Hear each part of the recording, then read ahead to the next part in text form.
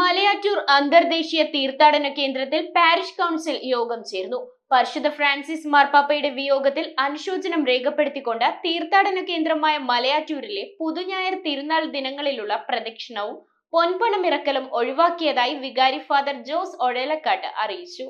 മലയാറ്റൂർ അന്തർദേശീയ തീർത്ഥാടന കേന്ദ്രത്തിൽ ചേർന്ന പാരിഷ് കൗൺസിൽ യോഗത്തിൽ പരിശുദ്ധ ഫ്രാൻസിസ് പാപ്പയുടെ വിയോഗത്തിൽ അഗാധ ദുഃഖം രേഖപ്പെടുത്തുകയും പരിശുദ്ധ പിതാവ് ഫ്രാൻസിസ് മാർപ്പാപ്പയ്ക്ക് വേണ്ടി പ്രാർത്ഥിക്കുകയും ചെയ്തു. മലയാറ്റൂർ പുതുഞായർ തിരുനാൾ ദിനമായ ഏപ്രിൽ 25, 26 തീയതികളിലെ പ്രദക്ഷിണം ഒഴിവാക്കുന്നതിനും ഏപ്രിൽ 27 നടത്താനിരുന്ന പൊൻപണമിറക്കലും ഒഴിവാക്കാൻ യോഗത്തിൽ തീരുമാനിച്ചതായി ഫാദർ ജോസ് ഒഴേലക്കാട്ട് പറഞ്ഞു. മറ്റു തിരുക്കർമ്മങ്ങൾ സമയബന്ധിതമായി നടത്തുന്നതാണ്. എട്ടാമിടം തിരുനാളായ മെയ് 2, 3 തീയതികളിൽ എല്ലാ വർഷങ്ങളിലെ പോലെ ഭംഗിയായി പ്രദക്ഷിണവും മറ്റു കർമ്മങ്ങളും നടത്തുമെന്നും മെയ് 4 എട്ടാമിടം ഞായർ പൊൻപണം താഴത്തെ പള്ളിയിലേക്ക് ഇറക്കുന്നതുമായിരിക്കുമെന്ന് വികാരി ഫാദർ ജോസ് ഒഴേലക്കാട്ട് അറിയിച്ചു. News bureau, Aluva.